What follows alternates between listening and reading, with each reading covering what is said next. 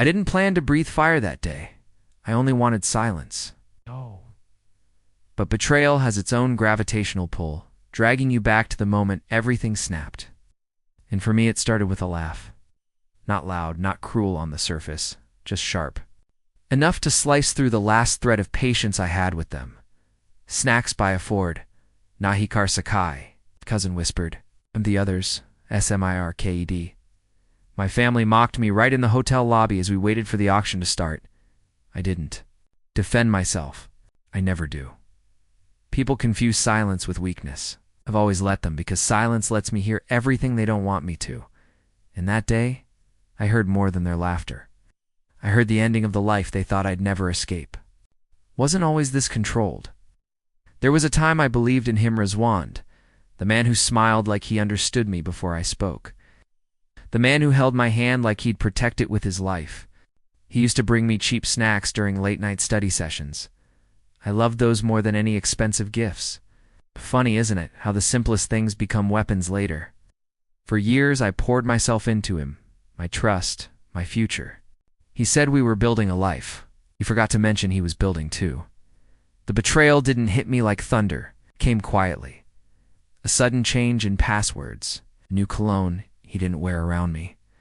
Conversations that ended the moment I stepped into the room. Silence again, but a different kind. One night, his phone lit up beside him.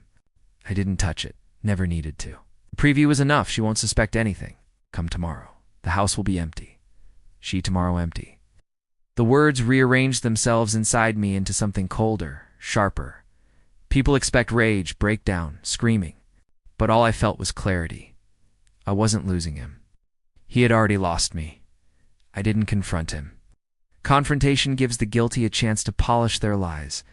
Instead, I watched, calculated, pulled threads until the whole tapestry of his double life lay in front of me. Financial records, hidden accounts, illegal property transfers under his friend's name. And the sweetest discovery, the house his family bragged about owning wasn't paid off. He'd taken loans in my name without me knowing. Pain didn't push me. Justice did. I stopped being the girl who cried quietly at night. I became the woman who sharpened silence into strategy. I filed everything. Dates, signatures, transactions. I built a case brick by brick, exactly the way he built his lies. His family underestimated me like breathing. Yeah. She can't even afford snacks. Fine. Let them laugh. While they laughed, I met lawyers. While they mocked, I froze every account he'd touched. While they bragged, I contacted the bank he owed. By the time he realized something was wrong, it was already done. What? And the funniest part, they couldn't even blame me. Every move I made used his signatures, his decisions, his carelessness. Justice doesn't always roar. Sometimes it whispers, checkmate. Which brings me back to that lobby, to their laughter, to my silence, to the moment. The auctioneer raised his hand and announced, "Final bid hers." The room went still. My family turned toward me like a single stunned organism. They recognized the file in my hand before they recognized the truth. It was the house. Their house. The same house they flaunted every Eid like a crown because Rizwan, in his brilliance, had taken a loan on it. And he failed to pay, so I bought it with his own money, frozen, redirected. Legally reclaimed, they stared at me as if seeing me for the first time. I didn't smile. I simply held the key. He was the last to arrive, breathless, red, crushed. "You," he whispered, staring at the deed in my hand. "No," I said softly. "You did this to yourself." His family looked at him with the horror he'd always reserved for me. For once, we were all seeing the truth together. He stepped forward like he wanted to beg. Instead, I stepped back like I was done breathing the same air.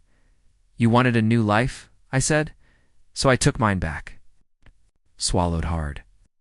"Then take my place," he whispered. "No," I corrected. I took what was owed. I walked out before he could speak again. The key felt warm in my hand, heavy, but mine. For years they took from my respect, trust, dignity. For once I took something back. Not revenge closure, and the sweetest part. I never raised my voice. My silence did all the talking the same. Silence they mistook for weakness became the reason they finally learned who I really was.